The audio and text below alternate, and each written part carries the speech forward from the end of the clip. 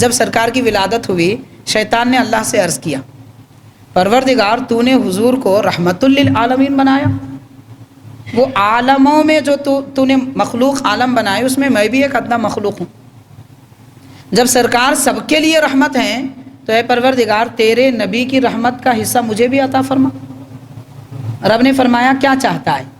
تو شیطان نے کہا کہ مولا آدم علیہ السلام کو میں نے سجدہ نہیں کیا تھا، اس لیے ایک فرشتہ تو نے مجھ پر مقرر کیا ہے، وہ ہر وقت مجھے گردن پہ گھونسا مارتا ہے، گال پہ تمانچہ مارتا ہے، ہر وقت مارتا ہے۔ آدم علیہ السلام کو سجدے کا انکار کرنے سے لے کر سرکار کی ولادت تک شیطان اس بلا میں مبتلا تھا۔ آپ غور کیجئے کتنا شریر ہوگا، اتنی مصیبت میں رہ کر بھی بہکاتا تھا سب کو۔ آپ ایک آدمی کو مصروف کر دیجئے، بیمار آدمی کسی کو ستائے گا، اس کو اپنی پڑے گی، درد ہو رہا ہے پاؤں میں ہاتھ میں تو وہ کہاں کسی کی فکر کرے گا۔ یہ مبتلا ہے مصیبت میں مگر سب کو بہکا رہا ہے، اللہ اسے آزاد چھوڑتا تو نہیں معلوم کیا کر دیتا، لیکن یہ مصیبت میں مبتلا ہے، عرض کرتا ہے پروردگار اس مصیبت سے نجات دے۔ اور شیطان کو فرشتہ جو تمانچہ لگاتا تھا اس کا اثر دن بھر اس کے گال پہ رہتا تھا۔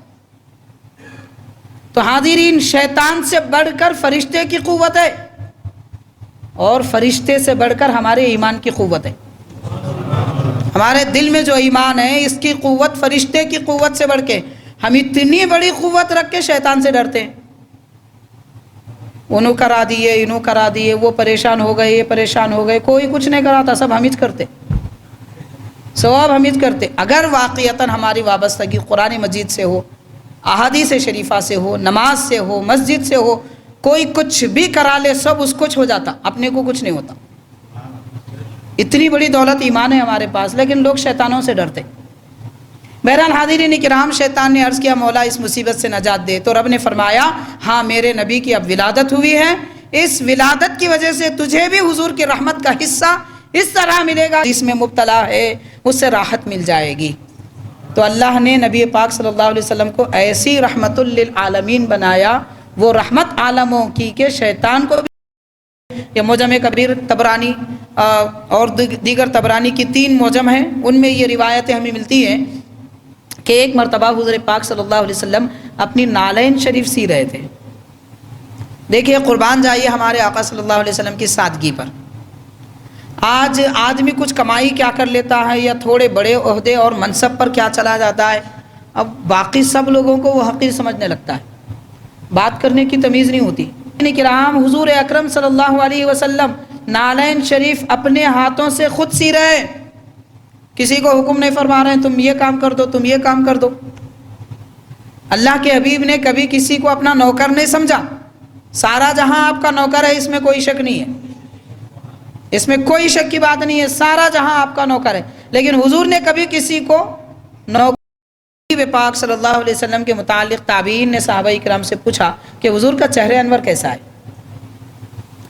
جامع ترمذی کی حدیث ہے، شمائل ترمذی کی حدیث ہے، اور صحیح بخاری کی حدیث ہے، بہت ساری حدیث پاک کی کتابوں میں ہے۔ صحابہ کرام سے تابعین نے پوچھا حضور کا چہرہ انور کیسا ہے؟ صحابہ کرام یہ فرماتے ہیں کہ پیارے نبی صلی اللہ علیہ وسلم کا چہرہ ایسا ہے، ہم جب بھی دیکھتے تو ایسا دیکھتے کہ کأن الشمس تطلع فی وجہہ، کہ حضور کے چہرے میں سورج نکل رہا ہے، سرکار کے چہرے میں سورج کا عکس نظر آتا۔ صحابہ حضرت کعب بن زہیر رضی اللہ تعالی اور حضرت عباس رضی اللہ تعالی، یہ حضرات نے حضور پاک صلی اللہ علیہ وسلم کی مدح و توصیف میں، تعریف میں اشعار لکھے۔ ان اشعار میں یہ بڑا مشہور شعر ہے جو مستدرک حاکم میں ہے اور کوئی ایک حدیث پاک کی کتابوں میں۔ فرمایا حضور کی تعریف میں ان صحابہ کرام نے وَأَنْتَ لَمَّا وُلِدْتَ أَشْرَقَتِ الْأَرْضُ وَضَاءَتْ بِنُورِكَ الْأُفُقُ، کہ اے نبی صلی اللہ علیہ وسلم جب آپ کی ولادت باسعادت ہوئی تو آپ کے نور کی وجہ سے زمین ساری روشن ہو گئی۔ وَأَنْتَ لَمَّا وُلِدْتَ أَشْرَقَتِ الْأَرْضُ، کہ آپ جب اس دنیا میں تشریف لائے تو حضور نور آیا، اور ایسا نور آیا کہ ساری زمین روشن ہو گئی، اور روشن بھی ہوئی تو ایسے ہوئی کہ اس نور کی روشنی میں ہم آج تک راستے طے کر رہے ہیں۔ وَنَحْنُ فِي ذَلِكَ الضِّيَاءِ وَفِي النُّورِ سُبُلَ الرَّشَادِ نَخْتَرِقُ، اسی نور کی روشنی میں آج بھی ہم ہدایت کے راستے طے کر رہے ہیں، زمین پر چل رہے ہیں۔ تو پتہ چلا کہ یہ زمین پر ہم جس روشنی میں چل رہے ہیں وہ روشنی بھی حضور کا نور کا تصدق ہے، اور جس نور کی روشنی میں ہم ہدایت کے راستے طے کر رہے ہیں وہ بھی حضور پاک صلی اللہ علیہ وسلم کے نور کا تصدق ہے۔ یہ صحابہ کرام کا اعتقاد ہے، صحابہ اپنا عقیدہ بیان۔ تو جبریل کہہ رہے ہیں میں نے حضور مشرق مغرب زمین آسمان سارے جہاں ٹٹول کر دیکھ لیا، پلٹا کر دیکھ لیا، آپ جیسا نہ کبھی کسی کو پایا نہ بعد میں کسی کو پایا۔ افضل تو بڑی بات ہے، حضور کے جیسا کسی کو نہیں پائے حضرت جبریل علیہ السلام۔ تو دیکھنے سارے جہاں کو دیکھنے والے جبریل کہہ رہے ہیں کوئی نہیں ہے، اور جس کو رات کے اندھیرے اپنی پیٹھ اور اپنی ہتھیلی نظر نہیں آتی وہ کہہ رہے ان ہو سکتا ان ہو سکتا، تو اسلام کہے گا تو مسلمان نہیں ہو سکتا۔ اگر کوئی حضور کے جیسے ہو سکتا کہے تو پھر وہ مسلمان نہیں، اس میں کوئی شک کی بات نہیں ہے، سارا جہاں آپ کا نوکر ہے، لیکن حضور نے کبھی کسی کو نوکر نہیں سمجھا۔ اللہ کے حبیب صلی اللہ علیہ وسلم کے خادم حضرت انس رضی اللہ عنہ فرماتے ہیں میں 10 سال کی عمر سے 10 سال تک سرکار کی خدمت میں رہا، کبھی سرکار نے مجھے جھڑکی دے کر غصے سے کبھی نہیں فرمایا کہ انس تو نے یہ کام کیوں نہیں کیا، یا یہ ایسا نہیں کرنا چاہیے تھا، ایسا کیوں کیا، کبھی۔ خالق کائنات نے ہمیں ماہ ربیع الاول کی برکتیں دوبارہ عطا فرمائی۔ ماہ ربیع الاول کی 12ویں تاریخ حضور نبی کریم رحمۃ للعالمین صلی اللہ علیہ وسلم کی ولادت باسعادت کی تاریخ ہے۔ سرکار دو عالم صلی اللہ علیہ وسلم اس جہاں میں انسانی اور بشری شکل و صورت میں ربیع الاول شریف کی 12ویں تاریخ کی صبح صادق تشریف لائے۔ اس لیے اس زمانے سے لے کر آج تک سارے جہاں میں مسلمان نبی پاک صلی اللہ علیہ وسلم کی ولادت کی خوشیاں اور مسرتیں ایک دوسرے کو بانٹتے ہیں اور مبارکبادی دیتے ہیں۔ حاضرین، اللہ تبارک و تعالیٰ نے نبی پاک صلی اللہ علیہ وسلم کی حقیقت نور بنائی، اور نبی پاک صلی اللہ علیہ وسلم کے نورانیت اور حقیقت پر بشریت کا لباس پہنایا۔ سرکار دو عالم صلی اللہ علیہ وسلم اس دنیا میں انسانی شکل و صورت میں تشریف لائے تاکہ انسانیت کو فضل و کمال عطا فرمائیں۔ حضور نور ہیں، نور کی شان تو نرالی ہوتی ہے، لیکن پیارے آقا صلی اللہ علیہ وسلم اللہ تبارک و تعالیٰ نے آپ کو انسانی شکل میں انسانی صورت میں اس لیے بھیجا کہ پروردگار آپ کی ذات پاک کی وجہ سے ساری انسانیت کو جملہ مخلوقات پر فضیلت عطا فرماتا ہے۔ اگر پیارے آقا صلی اللہ علیہ وسلم انسانوں میں تشریف نہ لاتے، اللہ تعالیٰ آپ کو بشری لبادے میں مبعوث نہ فرماتا، روانہ نہ فرماتا، تو پھر انسان کی کوئی حقیقت ہی نہیں ہوتی۔ رب نے انسانیت پر احسان فرمایا کہ حضور پاک صلی اللہ علیہ وسلم کو بشر افضل البشر بنایا۔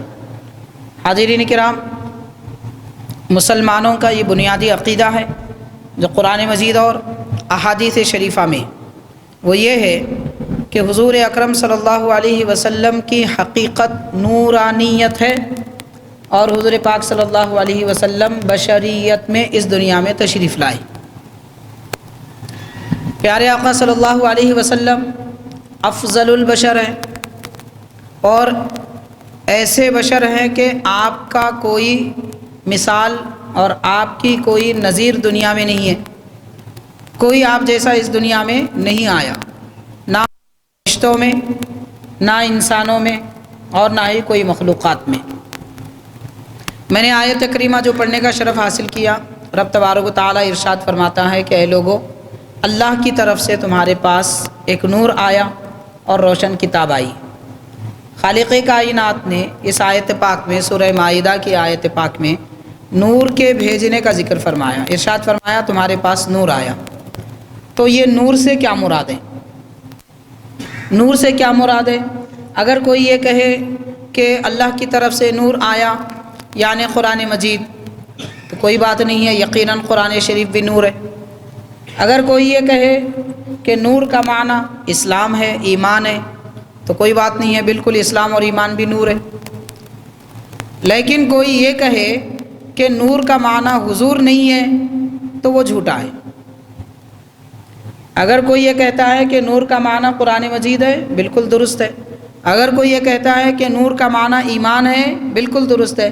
لیکن کوئی یہ کہے کہ نور کا معنی حضور نہیں ہے تو وہ جھوٹا ہے، وہ غلط بیانی سے کام لے رہا ہے۔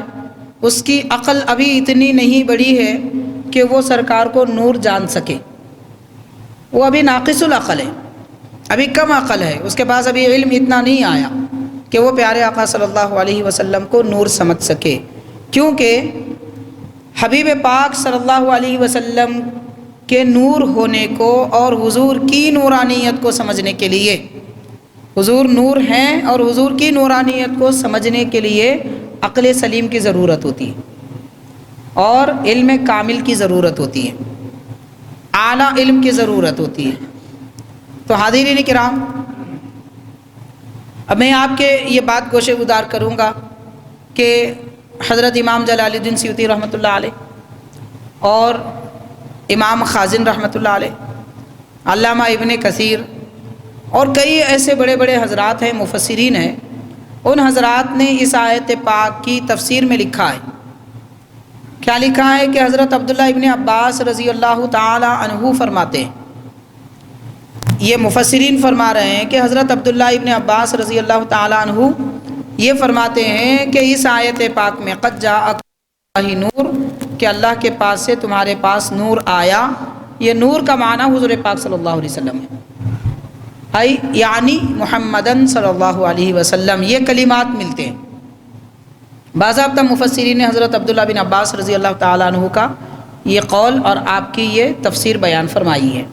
تو حاضرین کرام، اس سے یہ پتہ چلا کہ تمہارے پاس اللہ کی طرف سے نور آیا، تو نور کا معنی یہاں پر حبیب پاک صلی اللہ علیہ وسلم ہے۔ اللہ فرما رہا ہے کہ اے لوگو، میرے نبی نورانی شکل میں تمہارے پاس تشریف لائے، میرے نبی نور بن کر تمہارے پاس آئے، میں نے حضور کو، رب فرما رہا ہے، میں نے حضور کو نور بنا کر بھیجا اور آپ کے ساتھ ایک روشن کتاب بھیجی، وہ قرآن شریف ہے۔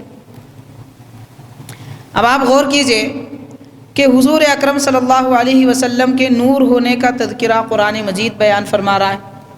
کوئی یہ کہتا ہے کہ حضور نور نہیں ہے تو اس کی غلط فہمی ہے، بلکہ گمراہی ہے۔ اس لیے گمراہی ہے کہ وہ قرآن کی آیتوں کی تفسیر جو صحابہ کرام نے کی اس کا انکار کر رہا ہے، اور اس کے علاوہ وہ تمام احادیث شریفہ کا بھی انکار کر رہا ہے کہ جن آیات میں، جن احادیث میں نبی پاک صلی اللہ علیہ وسلم کے نور ہونے کا ذکر موجود ہے، ان سب کا انکار کر رہا ہے، اس لیے وہ گمراہ ہے۔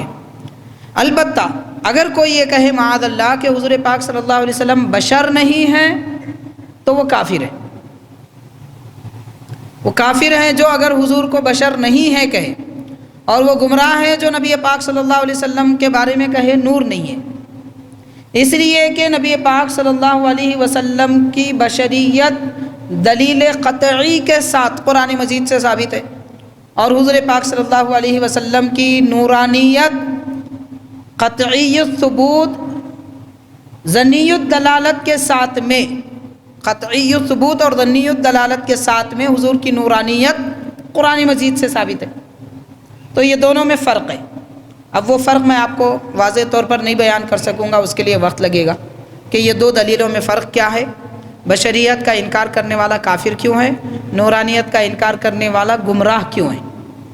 یہ ساری تفصیلات سمجھانے کے لیے وقت لگے گا، اور یہ ایک اصولی باتیں ہیں تو ان کی طرف ہم توجہ نہیں کریں گے۔ بہرحال حاضرین کرام، حبیب پاک صلی اللہ علیہ وسلم نور ہیں، اس میں کوئی شک کی گنجائش نہیں ہے۔ آج ہم انشاءاللہ تعالی پیارے آقا صلی اللہ علیہ وسلم کی نورانیت کے متعلق کہ حضور کا نور کیا ہے اور پیارے آقا کی نورانی حقیقت کیا ہے، اس کے بارے میں کچھ تفصیلات احادیث وغیرہ کی روشنی میں سماعت کریں گے۔ حاضرین کرام، سب سے پہلے ہم صحابہ کرام کیا بیان فرماتے ہیں سرکار کی نورانیت کے متعلق، یہ بات سماعت کریں گے۔ دیکھیے کہ حضرت کعب بن زہیر رضی اللہ تعالیٰ اور حضرت عباس رضی اللہ تعالیٰ، یہ حضرات نے حضور پاک صلی اللہ علیہ وسلم کی مدح و توصیف میں، تعریف میں اشعار لکھے۔ ان اشعار میں یہ بڑا مشہور شعر ہے جو مستدرک حاکم میں ہے اور کوئی ایک حدیث پاک کی کتابوں میں۔ فرمایا حضور کی تعریف میں ان صحابہ کرام نے، وَأَنْتَ لَمَّا وُلِدْتَ أَشْرَقَتِ الْأَرْضُ وَضَاءَتْ بِنُورِكَ الْأُفُقُ، کہ اے نبی صلی اللہ علیہ وسلم، جب آپ کی ولادت باسعادت ہوئی تو آپ کے نور کی وجہ سے زمین ساری روشن ہو گئی۔ وَأَنْتَ لَمَّا وُلِدْتَ أَشْرَقَتِ الْأَرْضُ، کہ آپ جب اس دنیا میں تشریف لائے تو حضور نور آیا، اور ایسا نور آیا کہ ساری زمین روشن ہو گئی، اور روشن بھی ہوئی تو ایسے ہوئی کہ اس نور کی روشنی میں ہم آج تک راستے طے کر رہے ہیں۔ وَنَحْنُ فِي ذَلِكَ الضِّيَاءِ وَفِي النُّورِ سُبُلَ الرَّشَادِ نَخْتَرِقُ، اسی نور کی روشنی میں آج بھی ہم ہدایت کے راستے طے کر رہے ہیں، زمین پر چل رہے ہیں۔ تو پتہ چلا کہ یہ زمین پر ہم جس روشنی میں چل رہے ہیں وہ روشنی بھی حضور کا نور کا تصدق ہے، اور جس نور کی روشنی میں ہم ہدایت کے راستے طے کر رہے ہیں وہ بھی حضور پاک صلی اللہ علیہ وسلم کے نور کا تصدق ہے۔ یہ صحابہ کرام کا اعتقاد ہے۔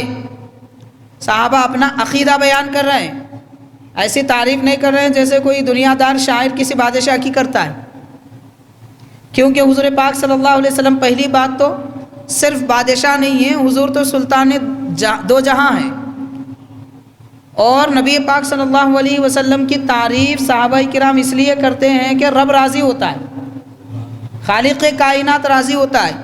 حضور کی تعریف صحابہ کرام اس لیے نہیں کرتے تھے کہ جیسے دنیا میں دنیا کے لوگ دنیا کے بادشاہ کی تعریف کریں گے تو اسے انعام کی تھیلیاں ملتی تھی، دینار درہم ملتے تھے، اشرفیاں ملتی تھی، اس لیے صحابہ کرام سرکار کی تعریف نہیں کرتے۔ یہ اور بات ہے کہ حضور پاک صلی اللہ علیہ وسلم تعریف کرنے والے صحابہ کی ہمت افزائی فرماتے اور ان کی بھی تعریف فرماتے، اس تعریف سے حضور خوش بھی ہوتے، لیکن صحابہ کرام دنیاوی لالچ کی وجہ سے حضور پاک صلی اللہ علیہ وسلم کی تعریف نہیں کرتے ہیں۔ تو حاضرین کرام، یہ صحابہ کرام نے حضور پاک صلی اللہ علیہ وسلم کے نور ہونے کا ذکر کیا۔ اب آپ غور کر لیجئے کہ اگر آج کوئی کہتا ہے حضور نور نہیں ہے تو ہم پوچھیں گے تیرا علم زیادہ ہے یا پھر صحابہ کرام کا ہے؟ جن صحابہ نے پیارے نبی صلی اللہ علیہ وسلم کو دیکھا وہ کہہ رہے ہیں کہ حضور آپ جب پیدا ہوئے تو آپ نور بن کر آئے اور آپ کے نور سے زمین روشن ہو گئی۔ وہ کہہ رہے ہیں جو دیکھا، اور 1400 سال کے بعد جس کو کچھ نظر نہیں آتا، رات کے اندھیرے میں جس کو اپنا ہاتھ نظر نہیں آتا، رات کے اندھیرے میں جسے اپنا لباس نظر نہیں آتا، وہ آدمی کہہ رہا ہے کہ حضور نور نہیں ہے۔ تو دیکھنے والوں کی بات معتبر ہوتی ہے یا اندھوں کی بات معتبر ہوتی ہے؟ معتبر بات تو ان لوگوں کی ہوتی ہے جن کے سر کی بھی آنکھ ہے، جن کے دل کی بھی آنکھ ہے۔ اللہ تعالیٰ نے پیارے نبی صلی اللہ علیہ وسلم کے صحابہ کرام کو سر اور دل دونوں آنکھیں عطا فرمائی تھی۔ وہ روح کی آنکھ سے بھی دیکھتے تھے، دل کی آنکھ سے بھی دیکھتے تھے، اور سر کی آنکھ سے بھی دیکھتے تھے، اسی لیے نبی پاک صلی اللہ علیہ وسلم انہیں نور نظر آتے تھے۔ اور آج لوگوں کے پاس دل کی آنکھ تو ہے نہیں، سر کی بھی آنکھ ہے تو کمزور ہے، اور 1400 سال پرانے زمانے کو آج کی آنکھ سے دیکھنا چاہتے ہیں تو کچھ نظر نہیں آئے گا۔ جس کو اپنے پیٹھ کے پیچھے کا نظر نہیں آتا وہ 1400 سال پرانی بات کیا دیکھے گا؟ اور جو نبی پاک صلی اللہ علیہ وسلم کے رخ زیبا کو ہمیشہ دیکھا کرتے تھے وہ کہہ رہے ہیں کہ انہیں واقعتاً سب نظر آتا ہے، وہ کہہ رہے ہیں کہ حضور نور ہے۔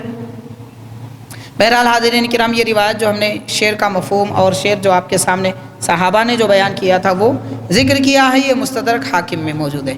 بہرحال اس سے عقیدہ یہ ملتا ہے کہ پیارے آقا صلی اللہ علیہ وسلم کو اللہ تعالیٰ نے نور بنا کر بھیجا، اور اس میں کوئی شک نہیں ہے کہ پیارے نبی صلی اللہ علیہ وسلم بشر بھی ہیں، بشر بھی ہیں، اس میں کوئی شک نہیں ہے۔ اب یہاں کسی کو شک ہو سکتا ہے، یا سوال اور اعتراض ہو سکتا ہے۔ میں مزید اور حدیثیں آپ کو سناؤں گا کہ سوال اور اعتراض یہ ہو سکتا ہے کہ دیکھیے اللہ تعالیٰ نے جتنی مخلوق بنائی اس میں یا تو نورانیت والی مخلوق ہیں جیسے فرشتے، یا جسمانیت والی مخلوق ہے جیسے انسان۔ جو انسان مٹی سے پیدا ہوا، فرشتے نور سے پیدا ہوئے۔ آج تک ہم نے ایسی کوئی مخلوق نہیں سنی۔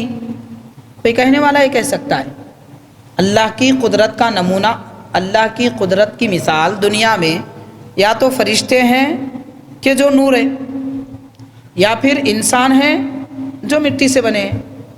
ایسی کوئی مخلوق آج تک ہم نے دیکھی اور نہیں سنی کہ جو نور بھی ہو مخلوق بھی ہو۔ مخلوق یا تو نورانی ہو سکتی ہے یا پھر جسمانی ہو سکتی ہے، نورانی ہو سکتی ہے یا جسمانی ہو سکتی ہے۔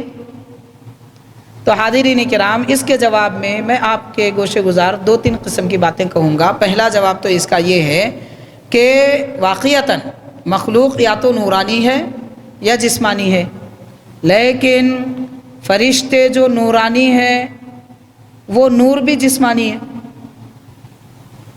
نور بھی جسم ہوتا ہے، یہ ذہن میں رکھیے آپ۔ جسم کس کو کہتے ہیں؟ جسم کہتے ہیں جس میں 3 چیزیں پائی جائیں۔ جسم کس کو کہتے ہیں؟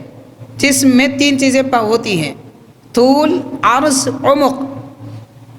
چوڑائی، لمبائی، گہرائی، دباست۔ اب آپ یہ جو 3 باتیں میں نے عرض کی ہیں، سارے جہاں میں ہر چیز پر غور کر لیجئے۔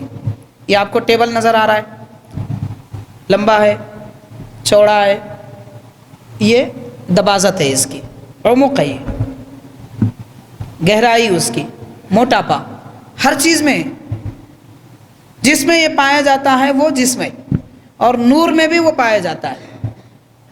مثال کے طور پر یہ لائٹ کی روشنی ہے، نور ہے۔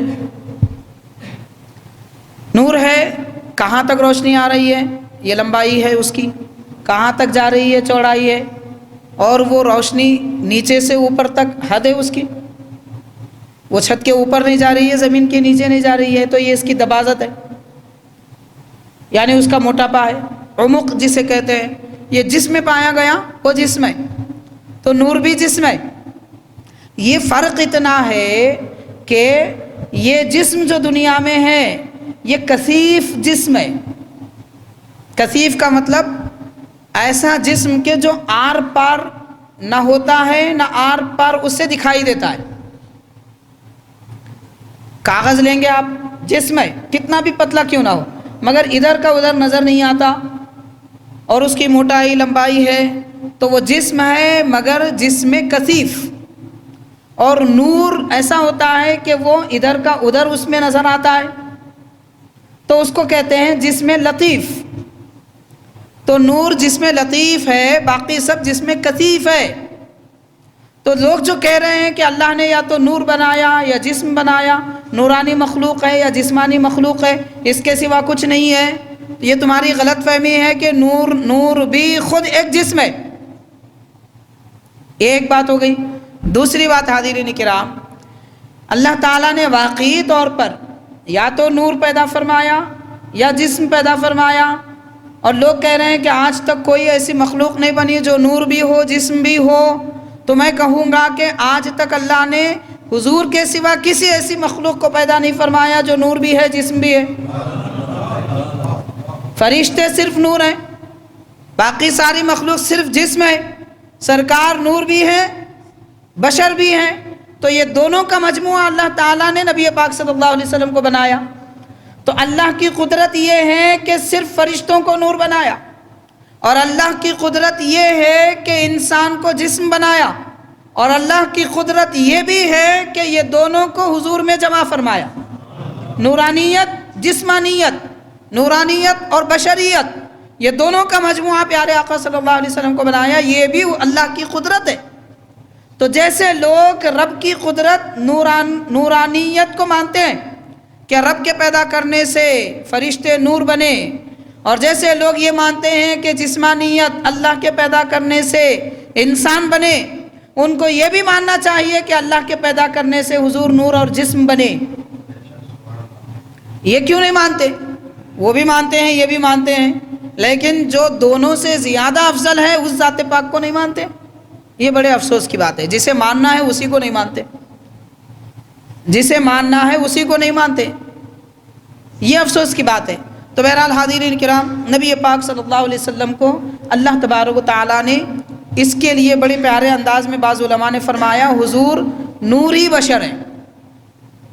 فرشتے نوری ہیں اور انسان بشر ہے، اور سرکار نوری بشر ہے. یعنی وہ بشر جن کی حقیقت نور ہے، اور اس نور پر اللہ تعالیٰ نے بشریت کی چادر اڑائی، بشریت کا لبادہ جنہیں پہنایا، وہ ہمارے آقا صلی اللہ علیہ وسلم. تو یہ چند باتیں ہم نے آپ کے گوشے گزار کی. ایک سوال پیدا ہو سکتا تھا، 2 جوابات ہم نے آپ کے اس کے جواب میں دیے ہیں. ایک اور بات آپ سمجھ لیجئے، یہ تو باتیں ایک سمجھانے کے لیے تھی، لیکن اب ہم آپ کو حدیث پاک سے اس کا جواب دیں گے. حدیث شریف سے اس کا جواب دیں گے کہ اللہ تبارک و تعالیٰ نے نور کو بھی جسم کا لباس دیا ہے. اللہ تعالیٰ نے نوری فرشتے کو بھی بشر کا لباس پہنایا ہے. لوگ کہہ رہے ہیں کہ آج تک ایسی کوئی مخلوق ہم نے سنی نہیں، دیکھی نہیں. یہ تمہاری کم علمی ہے جناب، آپ نے پڑھا ہی نہیں ہے، پڑھا ہی نہیں ہے. بڑے افسوس کی بات ہے. چلیے بخاری شریف کی پہلی حدیث، حدیث شریف جسے حدیث جبریل کہتے ہیں، طویل حدیث ہے، میں مختصر عرض کروں گا کہ ایک شخص حضور کی خدمت میں آئے اور 3 سوالات کیے. صحابہ کرام کہتے ہیں کہ ہم میں سے کوئی انہیں نہیں پہچانتا تھا. مطلب وہ مدینہ شریف کے نہیں تھے، ہمارے درمیان نہیں رہتے تھے، اس لیے نہیں پہچانتے تھے. اجنبیوں کو لوگ نہیں پہچانتے نا، تو ہم میں سے کوئی ان کو پہچانتے نہیں تھے. لیکن اب ہم نہیں پہچانتے تو ہوتا کیا، کوئی دوسرے شہر سے کسی اور مقام سے آئے ہوں گے، مسافر ہوں گے. وہ آئے بھی، ہمیں کوئی نہیں پہچانتا تھا، مگر نہ ان کے بال بکھرے ہوئے ہیں، نہ پاؤں پہ گرد و غبار ہے. یعنی وہ سفر کر کے بھی نہیں آئے، ہم پہچانتے بھی نہیں تھے، وہ مسافر بھی نہیں ہے. اور انتہائی سفید لباس پہنے ہوئے والے آئے حضور کی خدمت میں. 3 سوالات کیے حضور نے، ان کے 3 سوالات کے جوابات دیے. جب وہ جانے لگے تو پیارے آقا صلی اللہ علیہ وسلم نے فرمایا یا عمر اتدری من ھذا الرجل. صحابہ کہہ رہے ہیں کہ ایک آدمی آئے. حدیث پاک کا پہلا جملہ ہے کہ ایک آدمی آئے، اور حضور فرما رہے ہیں یہ کون ہے. ایک حدیث پاک میں آیا من ھذا، اور ایک میں ہے من ھذا الرجل. یہ آدمی کون ہے کیا آپ جانتے ہیں؟ تو حضرت عمر رضی اللہ تعالیٰ عنہ عرض کرتے ہیں کہ اللہ و رسولہ عالم، کہ حبیب صلی اللہ علیہ وسلم آپ جانیں، آپ کا رب جانے، ہمیں کیا معلوم کہ کون ہے. تو سرکار نے کیا فرمایا؟ ھذا جبریل، یہ جبریل علیہ السلام ہے. اتاکم یعلمکم دینکم، یہ تمہیں تمہارا دین سکھانے کے لیے آئے ہیں. جو آئے ہیں حضور فرما رہے ہیں وہ جبریل ہے، اور صحابہ کہہ رہے ہیں کہ وہ بشر ہے. جبریل بشر کی صورت میں آئے تھے تبھی صحابہ کو دکھے. اگر جبریل علیہ السلام نورانی شکل میں آتے تو صحابہ کو نظر نہیں آتے. جبریل علیہ السلام فرشتے کی شکل میں آتے تو صحابہ کرام کو نظر نہیں آتے تھے. انسانی شکل میں آئے ہیں تو پتہ کیا چلا، جبریل نورانی مخلوق انسانی شکل میں بھی آتے ہیں. تو بشریت نورانیت جمع ہوئی کہ نہیں ہوئی؟ جب جبریل جب بشر کی شکل میں نور ہو کر بھی انسانی شکل میں آ سکتے ہیں تو کیا تعجب کی بات ہے کہ سرکار دو عالم صلی اللہ علیہ وسلم تو وہ نور ہیں کہ حضور کے نور سے جبریل کا نور بھی بنا ہے. جبریل علیہ السلام کا نور بھی سرکار کے نور سے بنا ہے. تو وہ نور جو حضور سے بنا وہ بشر کی شکل میں آ سکتا ہے، تو سرکار جو سراپا نور ہیں وہ حضور کی خاص شکل و صورت جو کسی اور کو نہیں دی گئی، بے مثال شکل و صورت میں حضور تشریف لائے، تو کیا تعجب کی بات ہے. تو حاضرین کرام، نبی پاک صلی اللہ علیہ وسلم کی حقیقت نورانیت ہے، اور اللہ تبارک و تعالیٰ نے سرکار کی نورانیت پر بشری لباس پہنایا اور بشری لبادے میں حضور کو دنیا میں بھیجا. یہ چند باتیں احادیث پاک اور اس پر ہونے والی ایک سوالات وغیرہ کے 3 جواب آپ حضرات نے سماعت کیے ہیں. حاضرین کرام، سرکار دو عالم صلی اللہ علیہ وسلم کی نورانیت کی حقیقت کیا ہے؟ کس طریقے سے پیارے آقا صلی اللہ علیہ وسلم کو اللہ نے نور بنائے؟ ایک حدیث پاک آپ نے سنی، صحابہ کرام تعریف میں کہہ رہے ہیں کہ حضور آپ جب تشریف لائے تو زمین روشن ہو گئی، ہم اسی نور میں آج تک ہدایت کے راستے طے کر رہے ہیں۔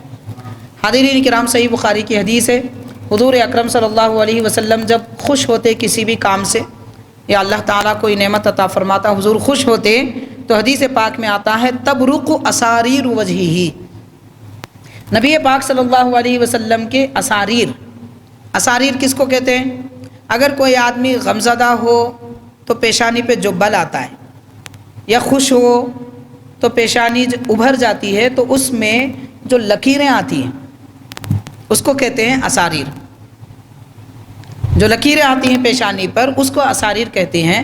سب انسانوں کو دیکھ لیجئے آپ، اس کی جلد جتنی رنگت والی ہے، گوری ہے، کالی ہے، جتنی بھی رنگت والی ہے، وہ پیشانی پر آنے والی لکیریں اس سے زیادہ کالی ہوتی ہیں۔ کوئی بڑے زیادہ سفید کلر والا ہے تو اس کی لکیریں تھوڑی کالی ہوتی ہیں، اگر کسی کی رنگت اور کالی ہے، گندمی ہے، تو وہ اور کالی ہوتی ہیں۔ لیکن نبی پاک صلی اللہ علیہ وسلم جب خوش ہوتے تو سرکار کے پیشانی اقدس پر جو اساریر اور لکیریں آتی وہ ایسے چمک اٹھتی تھی، صحابہ اکرام کہتے ہیں کہ ہم اس کی نورانیت کو دیکھ لیتے تھے اور سرکار کی پیشانی پر نور ظاہر ہو جاتا تھا۔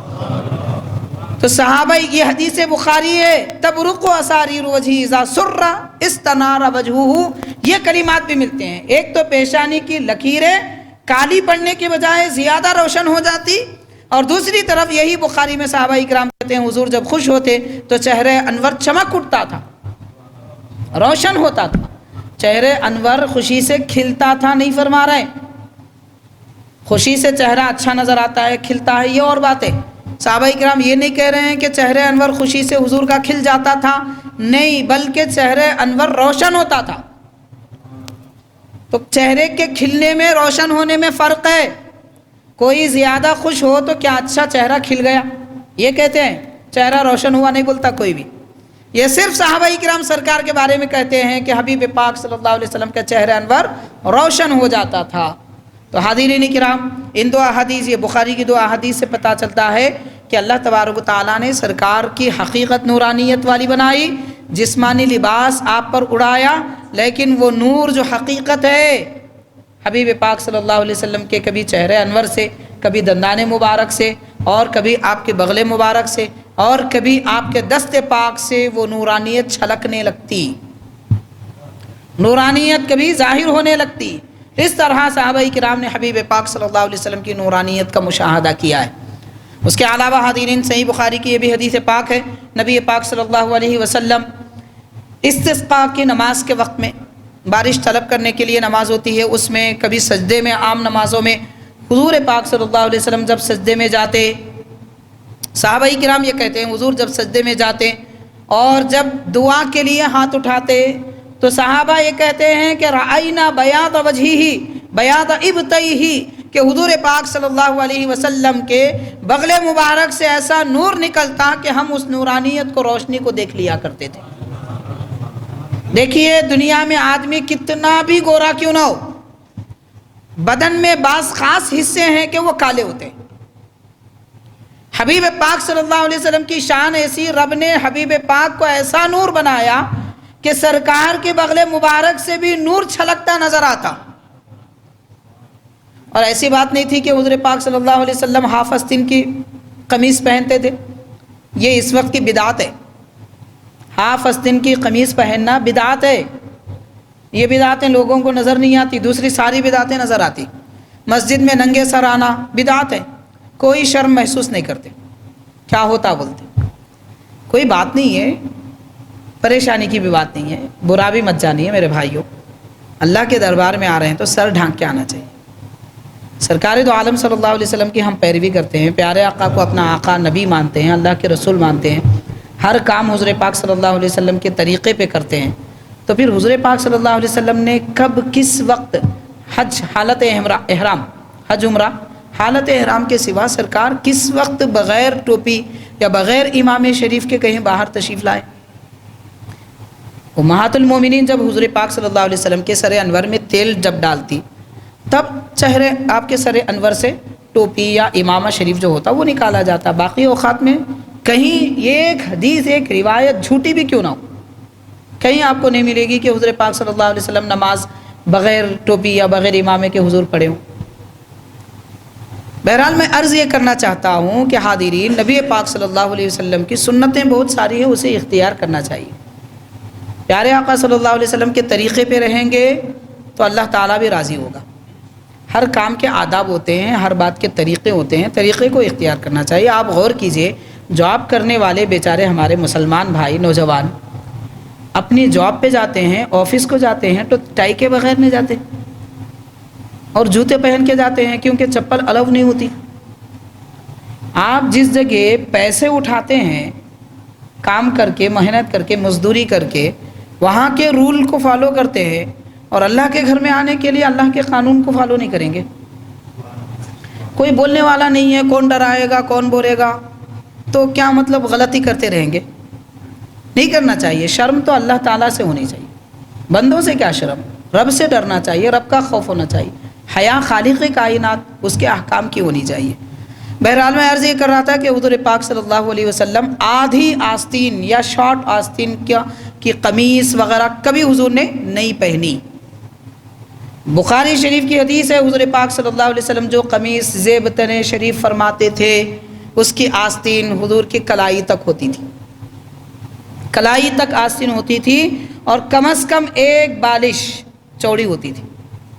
آستین مبارک حضور پاک صلی اللہ علیہ وسلم کی, کبھی اس سے کچھ کم بھی ہوتی تھی, لیکن بہت زیادہ اگر ڈھیلی ہو تو ایک بارش ہوتی تھی, اس سے کم بھی ہوتی تھی. بہرحال حاضرین, حضور پاک صلی اللہ علیہ وسلم کے بغل مبارک سے نور جو نکلتا وہ آستینوں کے باہر نکلتا تھا. صحابہ کرام اس کو دیکھ لیتے تھے.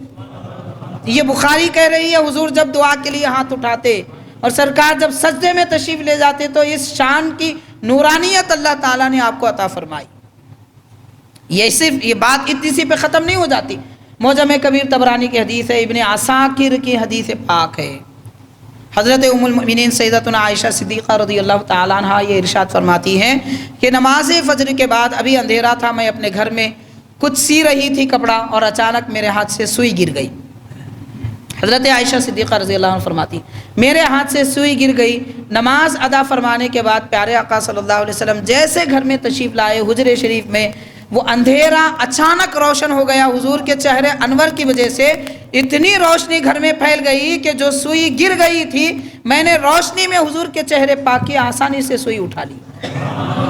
یعنی گھر میں لائٹ روشن کرنے سے جیسی روشنی آتی ہے, یہ صرف مثال ہے. سرکار کی نورانیت کی روشنی تو ایسی ہے زمین آسمان چمکتے.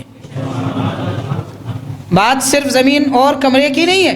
تو حبیب پاک صلی اللہ علیہ وسلم تشریف لاتے تو صحابہ کرام دیکھتے کہ وہ سما وہ ماحول منور ہو جایا کرتا تھا. اللہ تعالیٰ نے پیارے نبی کو ایسا نور بنایا. یہ احادیث شریفہ ہم سب بیان کر رہے ہیں, کوئی قصے کہانیاں مولوی صاحب کی باتیں نہیں ہیں. احادیث شریفہ جو 1400 سال سے صحابہ کرام نے روایت کی, بزرگوں نے لکھا اور احادیث کی کتابوں میں, یہ ہمارا ایمان ہے. اگر اس کو کوئی نہیں مانتا تو بڑے افسوس کی بات ہے. پھر یہ نہیں مانیں گے جو لکھا ہوا ہے حدیث میں, تو پھر کیا مانیں گے. بہرحال حاضرین کرام, نبی پاک صلی اللہ علیہ وسلم کی نورانیت کی ایک مثال یہ بھی دی جاتی ہے. یہ معجم کبیر طبرانی اور دیگر طبرانی کی 3 معجم ہیں, ان میں یہ روایتیں ہمیں ملتی ہیں کہ ایک مرتبہ حضور پاک صلی اللہ علیہ وسلم اپنی نالین شریف سی رہے تھے. دیکھیے قربان جائیے ہمارے آقا صلی اللہ علیہ وسلم کی سادگی پر. آج آدمی کچھ کمائی کیا کر لیتا ہے یا تھوڑے بڑے عہدے اور منصب پر کیا چلا جاتا ہے, اب باقی سب لوگوں کو وہ حقیر سمجھنے لگتا ہے. بات کرنے کی تمیز نہیں ہوتی. بڑا عہدہ مل گیا, اب ذرا غصے سے بات کرے تو روب رہتا, نرمی سے بات کرے تو لوگ پہن لیتے سمجھتے. بات ایسی نہیں ہے. سرکار دو عالم صلی اللہ علیہ وسلم کی زندگی ہمارے لیے سب سے بڑا نمونہ ہے. قرآن اللہ کے حبیب سے بڑھ کر مقام کس کا ہے, آپ غور کیجیے. سرکار سے بڑھ کر کس کا مقام ہو سکتا ہے.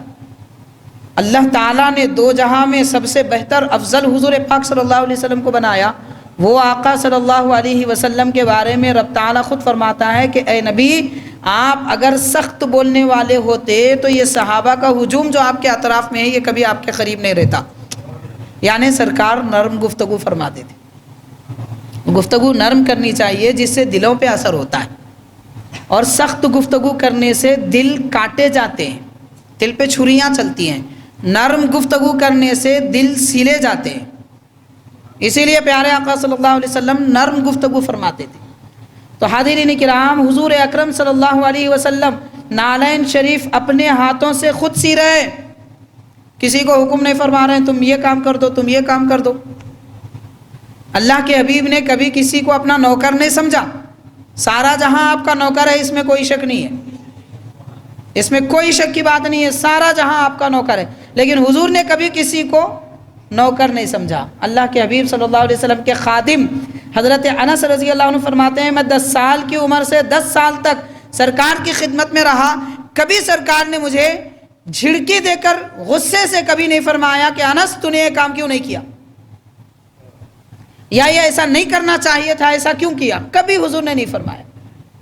خادم زندگی گزارنے والے حضور کی صحبت میں یہ کہہ رہے ہیں کہ حضور سے جیسا نرم گفتگو کرنے والا تو میں نے کسی کو نہیں دیکھا۔ نالین شریف حضور اپنے ہاتھوں سے خود سی رہے ہیں۔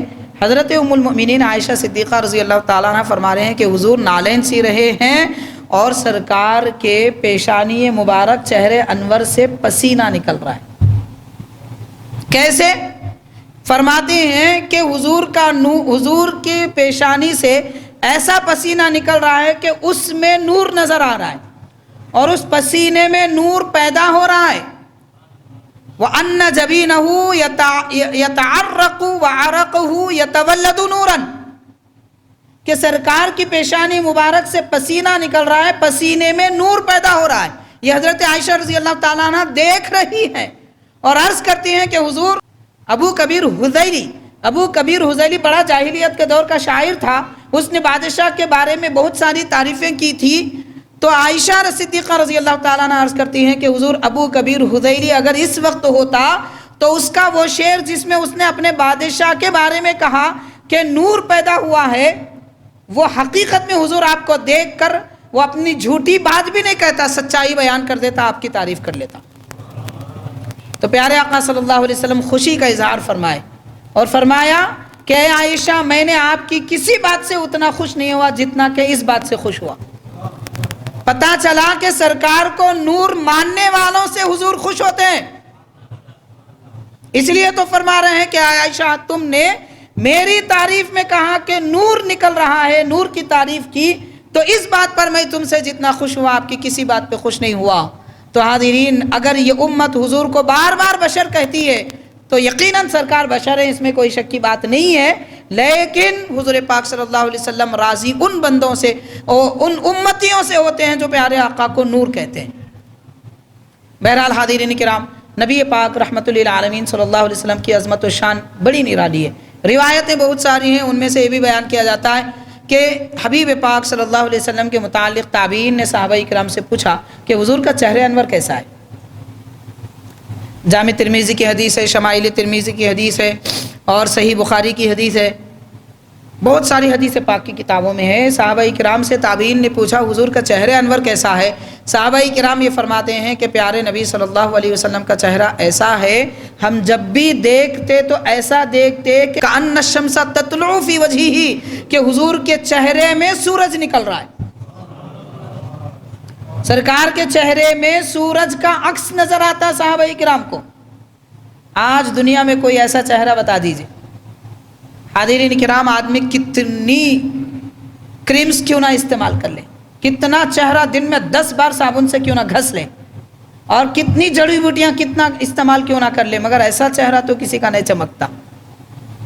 سورج چاند وغیرہ نظر آتے ہیں پانی میں یا آئینے میں، تو جیسے پانی شفاف، آئینہ صاف ہوتا ہے، اس سے زیادہ روشن نبی کا چہرہ ہے کہ سورج بھی سرکار کے چہرے میں چمکتا نہیں، طلوع ہوتا، نکلتا نظر آتا ہے۔ بعض صحابہ تو یہ کہتے ہیں اور بعض صحابہ اکرام یہ فرماتے ہیں کہ حضور پاک صلی اللہ علیہ وسلم کے چہرے انور میں سورج چلتا نظر آتا ہے، سورج چلتا نظر آتا ہے، یعنی سورج سے زیادہ روشن حضور کا چہرہ۔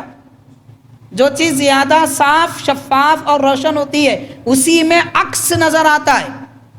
सूरज का अक्स भी सरकार के चेहरे में नजर आता है। ये सहाबा इकराम कह रहे हैं, जिन्होंने देखा वो कह रहे हैं कि सरकार का चेहरा ऐसा, नूर ऐसा, और 1400 साल के बाद में अंधे कह रहे हैं कि हुजूर नूर नहीं है। आप अंधों की बात मानेंगे, आँख वालों की बात मानेंगे? और सहाबा इकराम तो वो आँख वाले हैं कि उनकी सर की आँख भी रोशन, दिल की आँख भी रोशन, रूह की आँख भी रोशन,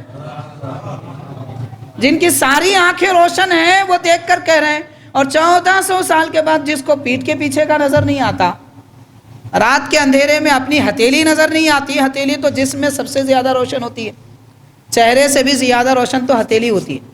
ये हथेली रात के अंधेरे में जिसको नज़र नहीं आती, वो कह रहा है 1400 साल पहले हुजूर नूर नहीं थे। अब इससे भी बड़ा झूठा कोई हो सकता है जो ये कह रहा है, जबकि अहादीस शरीफा सच्चाई बयान कर रही है। हाज़रीन किराम, ये सारी बातें बयान करने का मकसद क्या है? हबीब पाक ऐसे बेमिसाल नबी, रब ने जिनकी हकीकत नूरानियत बनाई, शान व अज़मत के साथ दुनिया में जिनको भेजा, वो प्यारे आका रहमतुल लिल आलमीन सल्लल्लाहु अलैहि वसल्लम की अज़मत, महब्बत अपने दिल में बसाना, अज़मतों को मानना हमारा ईमान है। अगर किसी के दिल में सरकार की अज़मत नहीं है, महब्बत नहीं है, या वो ये समझता है कि नऊज़ु बिल्लाह माअज़ल्लाह, हुजूर तो हैं हुजूर, लेकिन दूसरे अंबिया भी हुजूर से अफजल हैं, नऊज़ु बिल्लाह, नबी को भी अगर कोई हुजूर से अफजल मानता है तो वो काफिर है। किसी भी नबी को, गैर तो गैर है, दूसरा तो दूसरा है, लेकिन अल्लाह ताला ने प्यारे आका को ऐसा बेमिसाल बनाया कि हुजूर के जैसा ना कोई आया है ना आ सकता है। खातिमुन नबीयीन सरकार की शान है, कुरान मजीद इसके बारे में फरमाता है। और खातिम वही हो सकता है जो सबसे बेहतर, सबसे अफजल हो। हत्ता कि जिब्रील अलैहिस्सलाम से हुजूर पाक सल्लल्लाहु अलैहि वसल्लम ने फरमाया कि ए जिब्रील, आप मेरा मकाम क्या जानते हैं? सरकार ने पूछा जिब्रील अलैहिस्सलाम से, क्यों? इसलिए कि जिब्रील अलैहिस्सलाम वो नूरानी कदीम मखलूक है कि माशाअल्लाह इंसानियत में आपसे पहले कोई नहीं है, मखलूक़ात में उनसे पहले कोई नहीं है। सारी दुनिया के मखलूक़ात में जिब्रील अलैहिस्सलाम से पहले कौन है? फ़रिश्ते हैं, फ़रिश्ते अल्लाह ने पहले पैदा फरमाए, बाकी नूर कलम फ़रिश्तों से पहले पैदा हुए, लेकिन नूर कलम कोई बयान करने वाली चीज़ नहीं है, जिब्रील बयान करते हैं। तो सरकार ने जिब्रील अलैहिस्सलाम से पूछा, आप हमारा मकाम क्या जानते हैं? तो हज़रत जिब्रील अलैहिस्सलाम अर्ज़ करते हैं, क़लबतु मशारिक़ल अर्ज़ि व मग़ारिबहा, ए हबीब सल्लल्लाहु अलैहि वसल्लम, मैंने मशरिक़ और मग़रिब को टटोल टटोल के देख लिया, पलटा पलटा के देख लिया। अब ये कौन कह सकता है जिनकी रसाई मशरिक़ और मग़रिब तक हो, और मशरिक़ मग़रिब का सारा आलम जिनके सामने एक रोटी नुमा हो, रोटी के जैसा हो, जिसको पलटा पलटा के देख लेते हैं। तो जिब्रील कह रहे हैं, मैंने हुजूर मशरिक़ मग़रिब ज़मीन आसमान सारे जहां टटोल कर देख लिया, पलटा कर देख लिया, आप जैसा न कभी किसी को पाया, न बाद में किसी को पाया।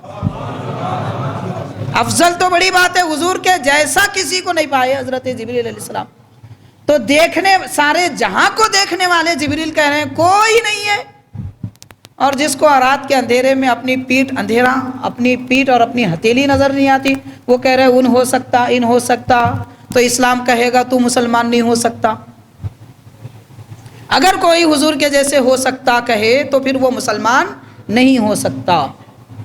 तो हाज़रीन किराम, ऐसी अज़मत वाली ज़ात पाक इस दुनिया में तशरीफ़ लाई। माह रबीउल अव्वल की 12वीं तारीख़, अल्लाह ताला का शुक्र मनाइए, परवरदिगार ने बग़ैर दुआ, बग़ैर इरादे के अल्लाह ने ऐसे अजीम नबी के उम्मती बनाया। रोज़ाना एक सजदा तो इस बारे में होना चाहिए, परवरदिगार तेरा शुक्र है, मैं तेरे दरबार में सजदा करता हूँ, मेरी दुआ के बगैर तूने सरकार से वाबस्ता फरमा दिया। इतनी बड़ी नेमत, इसका कोई हमें अंदाज़ा नहीं है, मर के कब्र में जाएंगे तब मालूम होगा कितनी बड़ी नेमत अल्लाह ने दी है। अब इस वक्त अंदाज़ा नहीं है, क्योंकि हम क्या समझते हैं, ज़िंदगी खाना पीना, पहनना ओढ़ना, शादियाँ में जाना और मौज उड़ाने का नाम है। हम यही समझ रहे हैं ज़िंदगी का मतलब हमने समझा नहीं है। अगर समझते तो फिर सरकार के उम्मती होने की नेमत क्या है, इससे कभी इसको कभी हम फरामोश नहीं करते। तो बहरहाल हाज़रीन किराम, रबीउल अव्वल शरीफ की 12वीं तारीख़ पे आने वाली है। एहतमाम करें माह मीलाद पर खुशियाँ मनाने का, लेकिन खुशी ऐसी मनाइए कि आपके पड़ोसी को तकलीफ़ ना हो। खुशी ऐसी मनाइए कि आपकी गली में रहने वालों को तकलीफ़ ना हो। मीलाद की खुशी में हम गली में देख चढ़ा रहे हैं, इधर का रास्ता भी बन, उधर का रास्ता भी बन। अब ये बीच में घर वाले क्या करना, परेशान होते रहना। ये परेशानी के काम मत करिए। یقیناً خوشی منائیے، لیکن خوشی سرکار دنیا میں تشریف لائے، شیطان کو بھی راحت ملی، اگرچہ کہ وہ غمزدہ تھا، غم تھا اس کو، مگر راحت ضرور ملی۔ راحت کس بارے میں ملی؟ شاید آپ حضرات کو میں نے نہیں کہا، بعض دوسرے مقامات پہ کہا ہو۔ جب سرکار کی ولادت ہوئی، شیطان نے اللہ سے عرض کیا، پروردگار تو نے حضور کو رحمت للعالمین بنایا، وہ عالموں میں جو تو نے مخلوق عالم بنائے اس میں بھی ایک ادنا مخلوق ہوں۔ جب سرکار سب کے لیے رحمت ہیں تو اے پروردگار تیرے نبی کی رحمت کا حصہ مجھے بھی عطا فرما۔ رب نے فرمایا کیا چاہتا ہے؟ تو شیطان نے کہا کہ مولا آدم علیہ السلام کو میں نے سجدہ نہیں کیا تھا، اس لیے ایک فرشتہ تو نے مجھ پر مقرر کیا ہے، وہ ہر وقت مجھے گردن پہ گھونسا مارتا ہے، گال پہ تمانچہ مارتا ہے، ہر وقت مارتا ہے۔ آدم علیہ السلام کو سجدے کا انکار کرنے سے لے کر سرکار کی ولادت تک شیطان اس بلا میں مبتلا تھا۔ آپ غور کیجئے کتنا شریر ہوگا، اتنی مصیبت میں رہ کر بھی بہکاتا تھا سب کو۔ آپ ایک آدمی کو مصروف کر دیجئے، بیمار آدمی کسی کو ستائے گا، اس کو اپنی پڑے گی، درد ہو رہا ہے پاؤں میں ہاتھ میں تو وہ کہاں کسی کی فکر کرے گا۔ یہ مبتلا ہے مصیبت میں مگر سب کو بہکا رہا ہے، اللہ اسے آزاد چھوڑتا تو نہیں معلوم کیا کر دیتا، لیکن یہ مصیبت میں مبتلا ہے، عرض کرتا ہے پروردگار اس مصیبت سے نجات دے۔